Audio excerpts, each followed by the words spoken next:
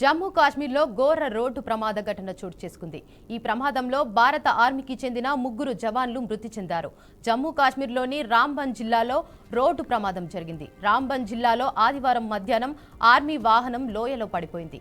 ఈ ఘటనలో 3 జవాన్లు మృతి చెందారు. ఆర్మీ వాహనం 200 అడుగుల లోతైన లోయలో పడిపోవడంతో ఈ ప్రమాదం జరిగింది. ఆర్మీ వాహనం జమ్మూ నుంచి కాశ్మీర్కు వెళ్తున్న సమయంలో ఈ ప్రమాదం చోటు చేసుకుంది. ఘటనా స్థలానికి చేరుకున్న బలగాలు అక్కడ సహాయక చర్యలు చేపట్టారు.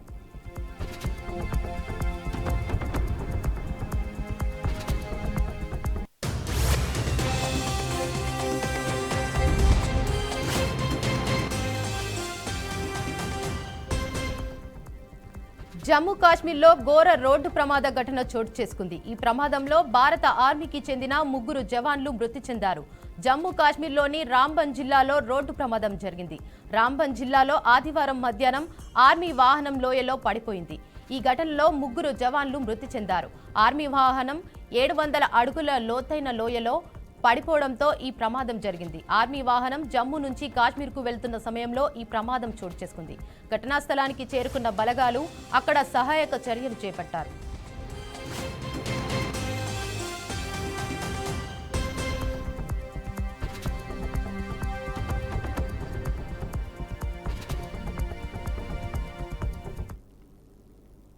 భారత్ పాక్ ఉద్రిక్తతల వేళ మరో కీలక పరిణామం చోటు చేసుకుంది.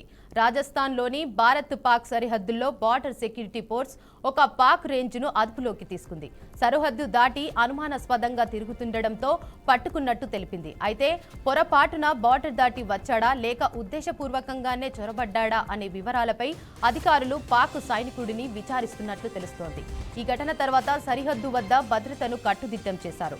ఎల్ఓసి వద్ద ఉన్న పరిస్థితి ఇక్కడ లేదు. అయితే ఉద్రిక్తతల వేళ చొరబాటు జరగడంతో ఆందోళన నెలకొంది. కాగా పాక్ రేంజర్లు సైతం కొద్ది రోజుల క్రితం సరిహద్దు దాటిన ఓ బీఎస్ఎఫ్ జవాన్ను తమ అదుపులోకి తీసుకున్నారు. ఆ తర్వాత ఇరు దేశాల మధ్య ఫ్లాగ్ మీటింగ్ జరిగినప్పటికీ బీఎస్ఎఫ్ జవాన్ను ఇంకా పాక్ విడిచిపెట్టలేదు. దీంతో ప్రస్తుత పరిస్థితుల్లో భారత్ ఎటువంటి నిర్ణయం తీసుకుంటుందోననే ఉత్కంఠ నెలకొంది.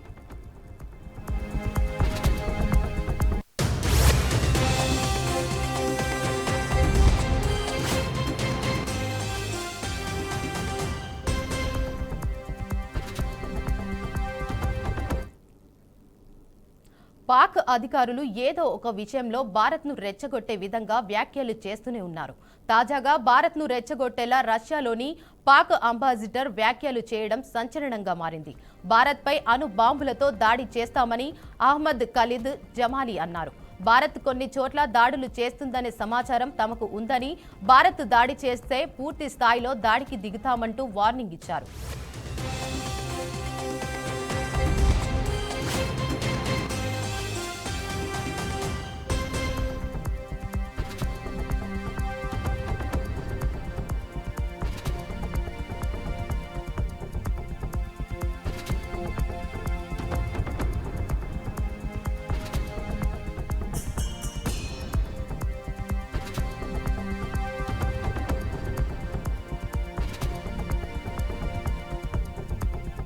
కేంద్ర ప్రభుత్వ కులగణన నిర్ణయం చారిత్రాత్మకమని కేంద్ర మంత్రి బండి సంజయ్ అన్నారు. దానిని కాంగ్రెస్ విజయంగా చెప్పుకోవడం విడ్డూరమన్నారు. కాంగ్రెస్ కులగణన సర్వేకు మోదీ కులగణనకు పొంతనే ఉంటదని వెల్లడించారు. కాంగ్రెస్ కులగణనతో బీసీలకు తీవ్ర అన్యాయం జరిగిందన్నారు. బీసీల జనాభాను తగ్గించి చూశారని ఆయన మండిపడ్డారు. కాంగ్రెస్ మాయమాటలను జనం నమ్మడం లేదని తెలిపారు. 6 గ్యారంటీల అమలులో వైఫల్యాన్ని పక్కదోవ పట్టించేందుకు కాంగ్రెస్ పార్టీ డ్రామాలాడుతుందని విమర్శించారు. కాంగ్రెస్ పార్టీ నాయకులకు ఒక అలవాటుగా మారింది. ఏది చేయకుండా అన్ని చేస్తామని చెప్పుకుంటారు వాళ్ళు. 6 గ్యారెంటీల మీద ఇంతవరకు లాభం తెలియకుండా పోయారు వాళ్ళు. అసలు చర్చ జరుగుతుంది 6 గ్యారెంటీల మీద. ఇవాళ తెలంగాణ రాష్ట్రంలో కాంగ్రెస్ పార్టీ ప్రభుత్వం చేసిన కులగణన గురించి తెలంగాణ రాష్ట్ర ప్రజలకు తెలుసు. మేము కులగణనకు వ్యతిరేకం కాదు మేము, కానీ ముస్లింలను బీసీలో చేర్చడాన్ని పూర్తి వ్యతిరేకిస్తాం మేము. కాంగ్రెస్ పార్టీ ఏం చేసింది? 51% ఉన్నటువంటి కులగణను బీసీలను ఏం చేసింది? వాళ్ళ తగ్గించింది. 42% ఇస్తామని చెప్పన్నారు. 42%లో 10% ముస్లిం తీసేస్తే 32% వస్తుంది. ఆల్రెడీ 27% ఇస్తున్నారు. కాంగ్రెస్ పార్టీ చేసింది ఎంత, బీసీలకు ఇచ్చింది ఎంత? ఇంకా 5%. శాతం ముస్లిం తీసేస్తే బీసీలకు ఇచ్చింది కేవలము కాంగ్రెస్ పార్టీ 5% మాత్రమే పెంచింది. గతంలో సమగ్ర సర్వే కుటుంబ రిపోర్టు తీసుకుపోయి కేసీఆర్ సార్ ఫామ్ హౌస్లో పెట్టుకున్నాడు, కాంగ్రెస్ పార్టీ ఇళ్లలో పెట్టుకున్నారు. దానివల్ల ఏం సాధించారో ఏం లేదు. దేశంలో నరేంద్ర మోడీ గారి ప్రభుత్వం చేస్తున్న కులగణనకు, తెలంగాణ రాష్ట్ర ప్రభుత్వం చేస్తున్న కులగణనకు అంతు పొంతు లేదు. దానికి దీనికి సంబంధమే లేదు. ఏం చేస్తామో చేసి చూపడతాం. మేము ఇప్పుడే స్టార్ట్ అయింది కాబట్టి ఏ జరిగినా మేమే చేస్తామని చెప్పి టీవీలలో బ్రేకింగ్ ఇచ్చుకోవడము, ప్లాన్ ప్రకారం అందరూ స్టేట్మెంట్ ఇప్పించుకోవడం, మినిస్టర్లతో మాట్లాడియడము, ఏం చేసినా కాంగ్రెస్ పార్టీ మీద ప్రజల లోపల ఈ వ్యతిరేకత పోదు. రాష్ట్ర అభివృద్ధిపై మొదటి నుంచి దృష్టి పెట్టిన ఏపీ ప్రభుత్వం అంతొచ్చిన ప్రతి అవకాశాన్ని సద్వినియోగం చేసుకుంటుంది. ప్రపంచ వ్యాప్తంగా ఉన్న ప్రముఖ కంపెనీలతో సంప్రదింపులు జరిపి అమరావతిలో పెట్టుబడులు పెట్టేందుకు ఆహ్వానం పలుకుతుంది. ప్రభుత్వం ఆహ్వానం మేరకు ముందుకొచ్చిన కంపెనీలతో ఒప్పందాలు చేసుకుంటూ ముందుకు సాగుతుంది. ఈ క్రమంలో తాజాగా భారతదేశపు మొట్టమొదటి ట్రాన్స్మీడియా ఎంటర్టైన్మెంట్ సిటీ అయిన క్రియేటర్ ల్యాండ్ను ప్రజల రాజధాని అమరావతిలో ప్రారంభించడానికి జీవో ఏపీ క్రియేటివ్ ల్యాండ్ ఆసియాతో ఏపీ ప్రభుత్వం చారిత్రాత్మక అవగాహన ఒప్పందం కుదుర్చుకుంది. దీనిపై సీఎం చంద్రబాబు నాయుడు ఎక్స్ ద్వారా పోస్టు చేశారు.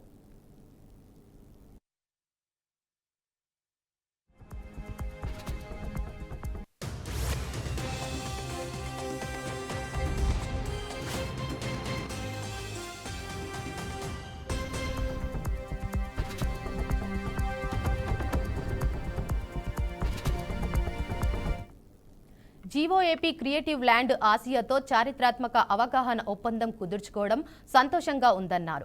25,000 ఉద్యోగాలను సృష్టించే లక్ష్యంతో ఈ ప్రాజెక్టు ఎఫ్డీఐని ఆకర్షించడానికి, పెద్ద ఎత్తున అభివృద్ధిని తీసుకురావడానికి, స్థానిక ప్రతిభను create in AP and create for the world ను శక్తివంతం చేయడానికి సిద్ధంగా ఉందని తెలిపారు.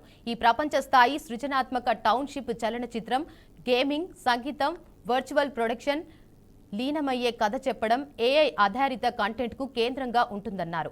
అత్యాధునిక మౌలిక సదుపాయాలు, ప్రపంచ భాగస్వామ్యులు మన యువతకు నైపుణ్యం కల్పించడానికి క్రియేటర్ ల్యాండ్ అకాడమీతో ఏపీ సృజనాత్మక డిజిటల్ పరిశ్రమలకు ప్రపంచ గమ్యస్థానంగా మారుతుందని రాసుకొచ్చారు.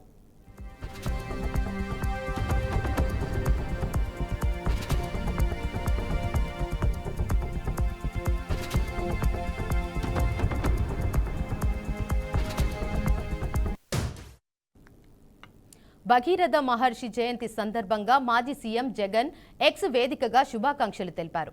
కఠోర తపస్సుతో గంగను భూమికి తీసుకువచ్చిన ప్రజలకు వరంగా అందించిన మహారుషి భగీరథ మహర్షి. కఠోర శ్రమ, పట్టుదలతో ఎంతటి ఆశయాన్ని అయినా సాధించగలమని నిరూపించిన మహానీయులు భగీరథుడు. నేడు భగీరథ మహర్షి జయంతి సందర్భంగా సగర కలస్తులకు శుభాకాంక్షలు తెలిపారు.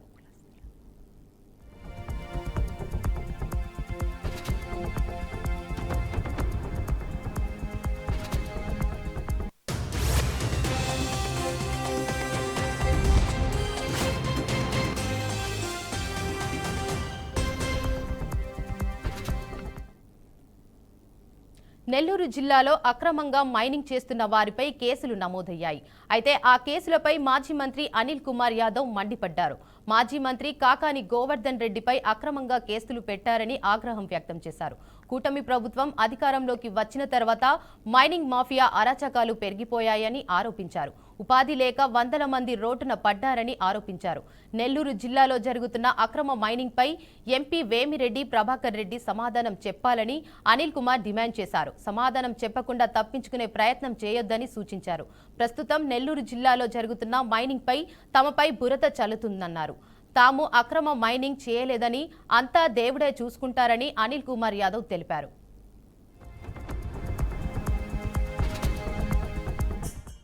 ఇల్లీగల్ మైనింగ్ జరిగింది, రైట్.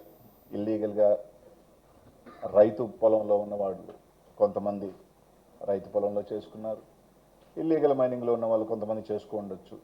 వీటికి అన్నిటికీ సంబంధించి ఈ గవర్నమెంట్ రాకముందే ట్రాన్సిషన్ పీరియడ్లో, అంటే ఈ గవర్నమెంట్ ఎన్నికల నుంచి ఈ గవర్నమెంట్ లోపలే దాదాపు ఇల్లీగల్ మైనింగ్ జరిగిందని దాదాపు నాకు తెలిసి ఒక 100-150 పైనే ఆ ఫైల్స్ మీద దాదాపు 255 కోట్ల రూపాయలు ఫైన్ వేయటం జరిగింది. తప్పు చేశారు, ఫైన్లు వేశారు. ఫైన్లు కలెక్ట్ చేసుకోవాల్సిన బాధ్యత మైనింగ్ డిపార్ట్మెంట్ ఉంటుంది. ఎందుకంటే తప్పు జరిగినప్పుడే దానికి సంబంధించిన ఈ ప్రభుత్వం వేయలేదు. ఈ ప్రభుత్వం చేయాల్సిందల్లా ఒకటేంటంటే ఫైన్లు కలెక్ట్ చేసుకోండాలి. 255 కోట్లు ఫైన్లు చేశారు. తర్వాత ఈ ప్రభుత్వం వచ్చిన తర్వాత మైన్స్ అన్నింటిని కూడా ఆపివేయటం జరిగింది కొన్ని నెలల పాటు. వీటిలన్నింటి మీద ఎంక్వైరీ చేయాలా, ఇన్స్పెక్షన్ చేయాలని. సరే, ఇన్స్పెక్షన్ అన్నీ చేశారు, బాగానే ఉంది. ఇన్స్పెక్షన్ చేసిన తర్వాత ఒక 2 నెలలు 3 నెలలు అన్ని తర్వాత ఒక రిపోర్ట్ పంపించిన తర్వాత ఆ రోజైనా ఆ మైన్స్ని ఓపెన్ చేశారా? ఒక ఆర్డర్ రిలీజ్ చేశారు, మైన్స్కి గైడ్లైన్స్ చేశారు, బాగానే ఉంది, రైట్.